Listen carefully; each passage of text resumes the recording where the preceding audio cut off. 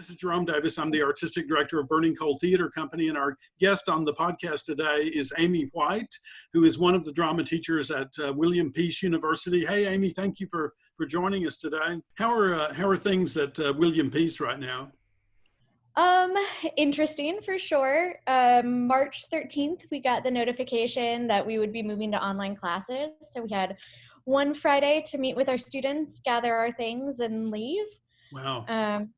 Yeah, which was like sad and scary. I think a lot of mixed emotions there, but we're trucking through. We're doing okay. You know, it's not just us in this situation, it's everybody, and I think there's a little bit of comfort in that. Right. So yeah, it's certainly challenging, but especially with theater classes, teaching online, but we're figuring it out. It's making us creative, that's for sure. And that's working out. You're finding ways to adapt to that. Yeah, I mean, some are easier than others. Like my contemporary drama literature class, we can figure that out. We read online, we meet on Fridays, we drink our coffee and talk about what we read. It's okay. Right. Things like ballet, voice and movement, stuff that's really reliant on other actors' energy or being there in the room to give correction. Yeah. We're definitely having some struggles on how to get that information across and keep the integrity of our classes.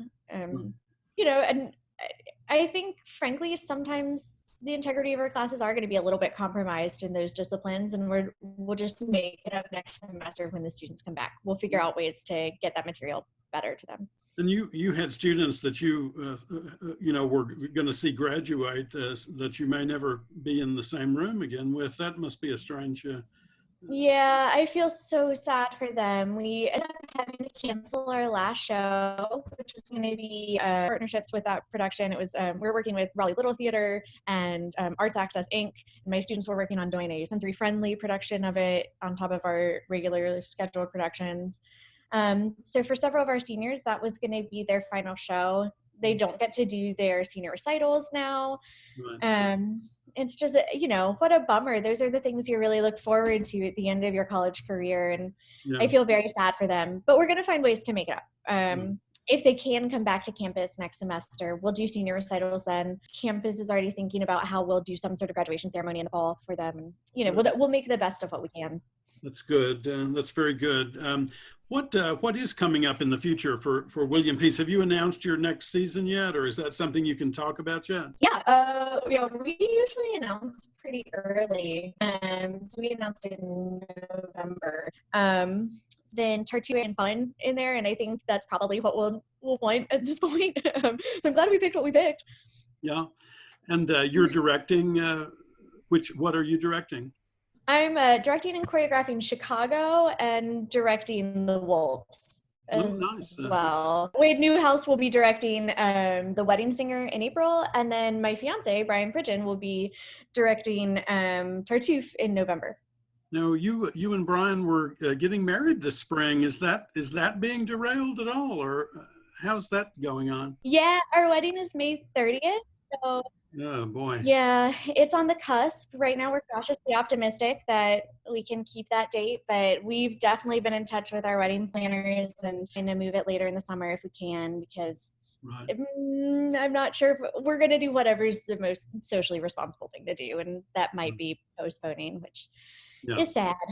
Yeah, and I imagine with all the weddings that were scheduled in the spring now getting moved to the fall, it's not going to be easy to find a place and get hotel rooms and stuff like that. So I wish you best of luck, or as we say, break a leg with that. Thank you.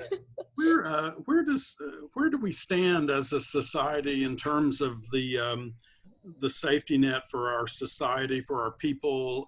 Does this pandemic reveal anything about that as far as you're concerned, or about how sort of the safety net that's available for society in general, or the arts in particular? Yeah, I mean, I think it certainly says a lot about the way we treat gig workers and their stress at this time. I have a lot of friends who are freelance contractors in the arts, and their safety net is so much thinner than we who are salaried. I mean, that's my fiance. I think there will be more cognizance around how we protect those people in the future should something like this ever happen again.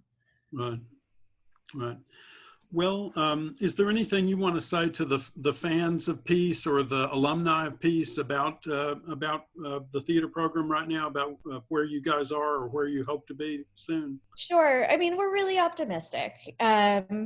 We are hoping that next fall we'll be able to continue as regularly scheduled. We're going to be as safe and as socially responsible as we can. The teachers and the students have, I think, really united at this time. And it's not just the theater department, it's everybody. We get on Zoom meetings and we're like, I miss you. And we drink our coffee and we check in. And, Yeah. I think where everybody is trying to pull their part here and remember to turn off when you're working at home. It's Mhm. really easy to blur the lines of work and home life, and you need to take care of yourselves emotionally and physically as well. Yeah. So Yeah. yeah, you feel that too. Feel it very much. I also feel like a to-do list is more important than ever for me because I keep sort of drifting in and out of the work mode, and I don't think that's healthy either. But well, Amy, thank you for joining us today. I Yeah. appreciate it. We know it's not easy, and you guys have done miraculous things over there at Peace over the last few years.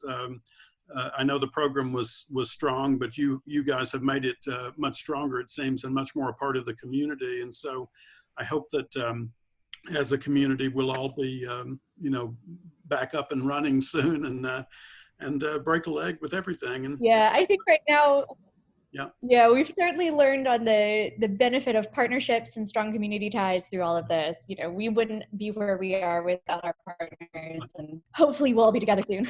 okay. Well, break a leg and let us know if we can do anything to help out along the way.